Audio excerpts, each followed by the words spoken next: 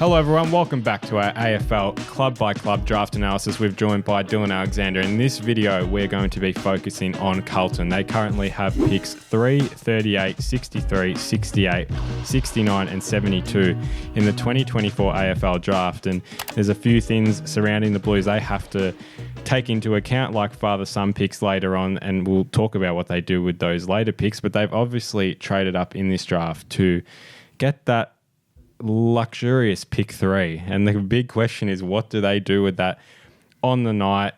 Foz or Draper is the main talking point. I feel like we should just go straight to, and I'll start with my opinion, and we'll just go around. I'm personally on the Finn O'Sullivan train on for the Blues.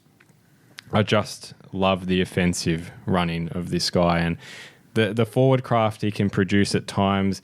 There's a bit of spark about him. He understands his craft really well. The questions I've put to Finn all year is those little injuries. They do bug me a little bit that he can be so injury prone for something so little. How does that translate at the next level? The reason I'd have him over Sid Draper, I think Sid Draper, you take into account the defensive side, he's probably not as well tuned and doesn't understand it as well to quickly transition back. You've got that low centre of gravity, but I think at senior level, it'll be mitigated quite a bit when you understand the type of player he is. So I lean a bit more towards Foz. I've loved the creativity, the spark he's provided. I'm with you on this one. So I was on a Carlton channel the other day actually arguing... The shout out to Blue Abroad. Blue Abroad for Finn O'Sullivan. So everything you said there, Carlton, they lack that game-breaking player. They have a great midfield mix in there as far as from a defensive point of view. They've got Hewitt, they've got the ball winners like Patrick Cripps, the strong guy gets it out to Walsh, who just sort of connects everything. But having that guy that's just a bit more lethal in the sort of between midfield and forward 50, can hit up a target. That is Finn O'Sullivan. He's the only player out of this top bunch that went 1.5 goals, hit that mark in the Coates Talent League. I think we underestimate his ability to hit the scoreboard. Missed a lot of football, obviously, so there's question marks on that, but I can't get over the fact that every time this guy gets the ball, I think something's going to happen, and I feel this sort of electricity. Yeah, I think that's really well summed up. He isn't someone like most of the other midfielders who needs 28 to 32 possessions to hurt you. You take him getting 21, 22 possessions a game, and you think that's going to be enough for him to have an impact on a game. You saw when he played for Richmond VFL, it felt like that was a real statement game for him, and he only had, I think, 12 disposals in that game. But if you watch that game closely, his impact on that was absolutely electric, and 7 score involvements as well. He's that link player, isn't he? And he's someone that is going to ease pressure on Patrick Cripps and Sam Walsh, and that's what they need in that midfield. Just to round it out, we've seen the last couple of years they've, threatened for the flag without being able to go that next step, get to that grand final, probably plateaued a little bit this year. I think he's someone that can come in and have a real impact for them. Something that Finn O'Sullivan did in that game that you're talking about, and I've seen it throughout this year, he can play off the half-forward flank. Yep. He can have his back to goal, receive the ball, and rather than just dishing off a handball to a runner coming through, he's actually able to use his agility to actually get out of jail, break a tackle, turn, and then hit the target himself. That sort of, I don't know, not every player can go from a midfielder to that half-forward role and make an impact like that. You talked to a high-performance coach recently about some different elements of the game. I feel like he's got elasticity to him. Yeah, 100%. And everybody's everyone that messages me about Finn O'Sullivan and, why have you had him at pick 1, it's all about the productivity. Yeah. Which I get, but if you compare him to other players that have got a similar athletic profile and a similar football ability, I think of players like Isaac Heaney who have that similar sort of elasticity, that marking ability inside forward 50. They were only, at this stage of their career, they were only hitting around that 20 disposal mark as well, just because of the type of athlete they sort of need to develop into. So I would agree that Finn O'Sullivan, to conclude, I guess, this talking point, I'd take over Sid Draper. In terms of the injuries, just to sort of rebut what you've said, I'm less concerned about them. They're contact injuries, and a lot of them have just been a matter of ill fortune, like his finger's been stood on or these sorts of little things that aren't going to be replicated at the next level. They're not soft tissue injuries. You get a new year, you get into a new environment, and that's not going to happen. It's just been completely and utterly bad luck for him. I guess you'd say he becomes a little bit of a bargain at pick 3 if we've all got him that high. Had he played a full season, we'd probably have him even higher. 100%. I see him as the total of this mix of players. Like he's the total footballer, the one that can impact and, pick up the ball anywhere on the field.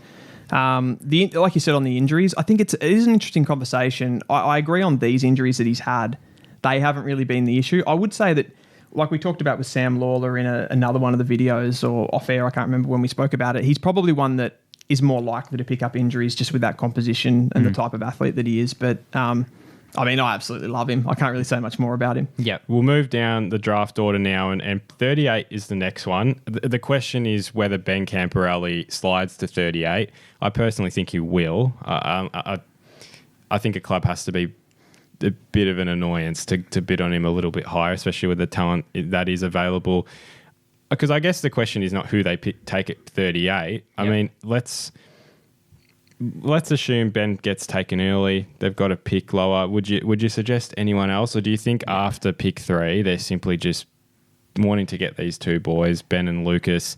Because I think they will be left over with a few picks because Lucas Camperelli isn't a definite chance at the national draft. He could slide to the rookie. So if they have picks left over, is there anyone you'd look towards? Yeah, for me, I think they will get to use that pick 38 live and then also get the two Camperelli twins, obviously the father-sons, and they're both midfielders that will come through the door as well. So they could also ease the pressure on Sam Cripps and Patrick Walsh, Sam Walsh and Patrick Cripps next year, depending on how they develop. A key back for me, is there other glaring list need? I think they need to get someone who's able to, really help them solidify themselves defensively. It feels like Jacob Wiedering holds a lot of the cards down there, but he could do with some assistance down the track and even looking to the future as well. So at pick 38 is someone like a James Barrett available, even as an interceptor, sort of a one-on-one defender. He's someone that comes to mind if he's still available at that period. Yeah, it's an interesting conversation about the pick 38. I agree. I think it's right on the cusp, and I think that's sort of a win-win for Carlton. If they have to, they're forced into it.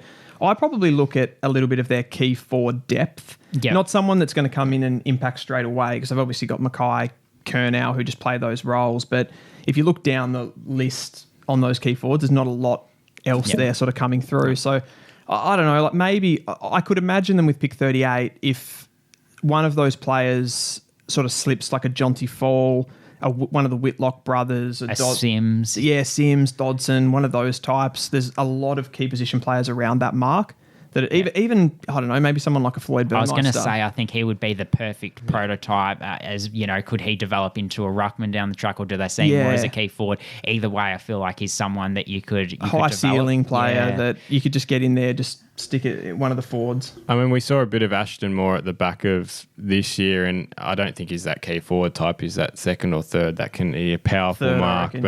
I mean, I think the Blues just need a bit more.